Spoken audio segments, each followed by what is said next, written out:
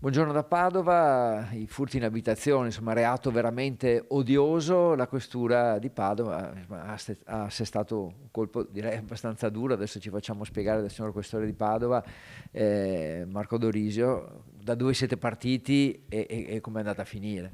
Sì, quello dei reati predatori, quindi dei furti in abitazione, è un reato che va a incidere in modo particolare proprio, no, sulle persone. Si tratta di reati che vanno a colpire l'intimità, no, la propria abitazione e anche poi dal punto di vista del danno economico vengono sottratti beni facilmente fungibili, quindi monili in oro e anche denaro contante.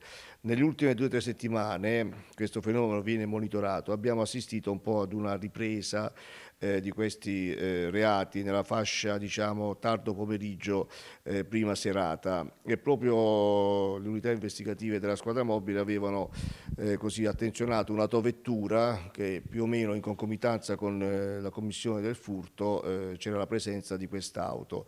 Quindi proprio prendendo questo spunto investigativo sono riusciti così a individuare un gruppetto di persone, in questo caso 3, quindi si parla di una banda strutturata, particolarmente mobile un po' su tutto il territorio delle province del Veneto, fino a quando poi c'è stato proprio il blitz vero e proprio.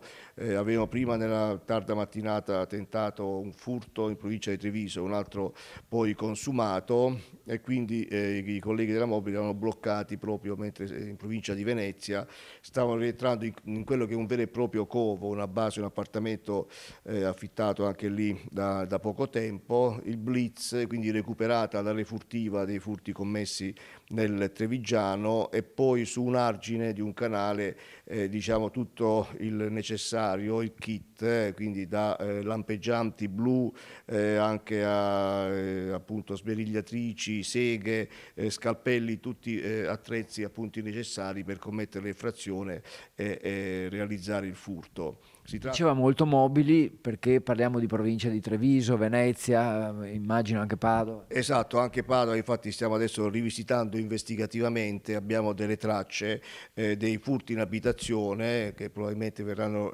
così ricondotti a questa banda, a questa cellula. Poi si tratta di persone che vengono dall'est Europa e si tratta di refurtiva, come abbiamo detto, prevalentemente oro, che sono poi destinati praticamente al mercato dell'est Europa, dove vengono poi riciclati e ricettati. Ultima cosa, parliamo di due cittadini serbi e un romeno. Sono in carcere e non è così scontato, mi par di capire, che quando si parla di reati predatori e furti in abitazione poi in carcere ci vadano davvero. Sono stati appunto arrestati in flagranza, nella flagranza del reato, quindi non solo poi è stata rinvenuta la refurtiva, quindi a riprova, no, oggettivare che c'è il loro coinvolgimento nei furti in provincia di Treviso, e poi anche tutto diciamo, l'armamentario, chiamiamoli tra virgolette strumenti di lavoro per scassinare le abitazioni, sono ripeto elementi probatori importanti, e per cui sono stati arrestati in flagranza e associati in carcere. Ringraziamo molto il questore di Padova Marco Dorisio, grazie, grazie, da Padova è tutto.